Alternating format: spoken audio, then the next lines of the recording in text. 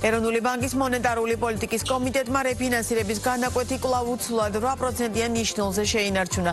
მიზნობრივზე მაღალი ინფლაცია ფასებზე მოსალოდნელი წნეხი და გლობალურად მაღალი გაურკვევლობა. ის ძირითადი მიზეზებია, რის გამოც მარეგულირებელმა ამჯერადაც ფრთხილი მონეტარული პოლიტიკის გაგრძელება გადაწყვიტა. როგორ აისახება გადაწყვეტილებას ესხების საპროცენტო განაკვეთებზე და რა მოლოდინია საფინანსო ბაზარზე. დეტალებით კრისტინა გამთენაძე გვერდება ბიზნეს პარტნიორის ეთერში.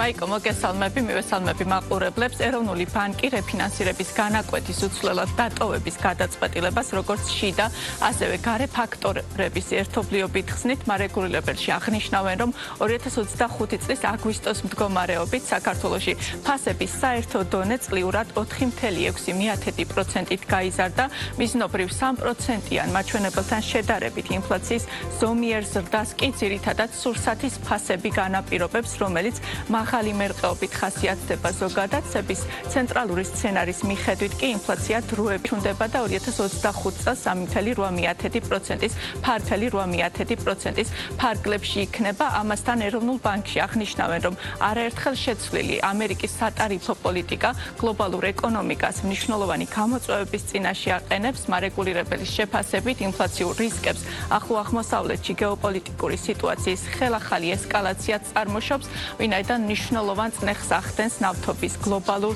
ბაზარზე. ამ ყველაფრის ერთობლიობით კი სებმა მიიღო გადაწყვეტილება, რომ დატოვოს რეფინანსირების განაკვეთი 8%-იან ნიშნულზე.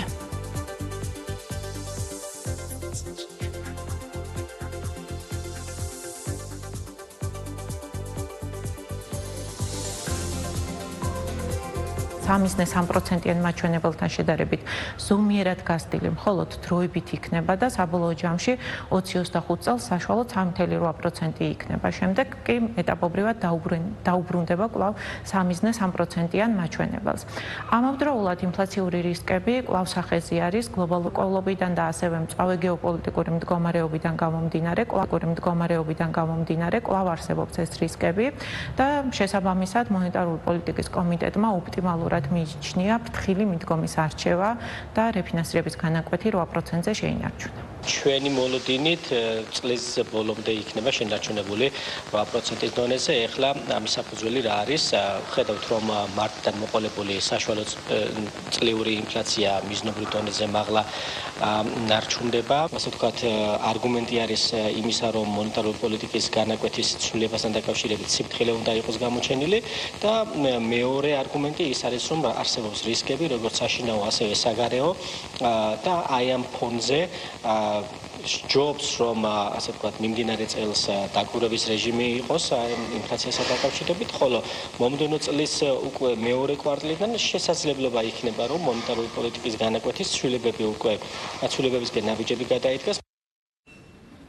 როდესაც რეფინანსირების განაკვეთი ნარჩუნდება, რეფინანსირებაზე მიბმული ლარში გაცემული სესხების საპროცენტო განაკვეთიც უცვლელად რჩება, რაც შეეხება უცხოურ ვალუტაში არსებულ სესხებს. საპროცენტო განაკვეთები ევროპის ცენტრალური ბანკისა და ამერიკებაზეა ბუნებრივია დამოკიდებული. ანალიტიკოსების პროგნოზით კი სექტემბერში დაგეგმილ ფედის უახლოეს ხდომაზე რეფინანსირების განაკვეთის კლების მოლოდინია. ამასთან შეამსუბუქა მონეტარული პოლიტიკა. შესაბამისად ეს ფაქტორები სამომავლოდ დადებითად აისახება უცხოურ ვალუტაში გაცემულ სესხებზე და საპროცენტო განაკვეთების შემცირდება. ჩვენ ვხედავთ, რომ ECB-მ მნიშვნელოვანად შეამცირა მონეტარული პოლიტიკის განაკვეთი 3%-დან უკვე 2%-ზე ჩამოვიდა. რაც შეეხება ფედს, ფედი ჯერ ასე ვთქვათ, წლის დასაწყისიდან დღემდე არ შეუმცირებია. ფედის სხდომა არის 17-ში და 17-ში მოსალოდნელი არის, რომ ფედი შეამცირებს პოლიტიკის განაკვეთს დაახლოებით 0.25%-ული პუნქტით, ასევე საუბარი არის. ეს შემცირება, რა თქმა უნდა, მყისიერად ვერ გადმოეცემა ჩვენთან საბაზრო საპროცენტო განაკვეთებს, თუმცა გარკვეული დროის პერიოდის შემდგომ ასახვას პოვებს და მოსალოდნელი არის, რომ ამ პერიოდის გასვლის შემდგომ საპროცენტო განაკვეთები უცხოურ ვალუტის სესხებზე იქნება შემცირების.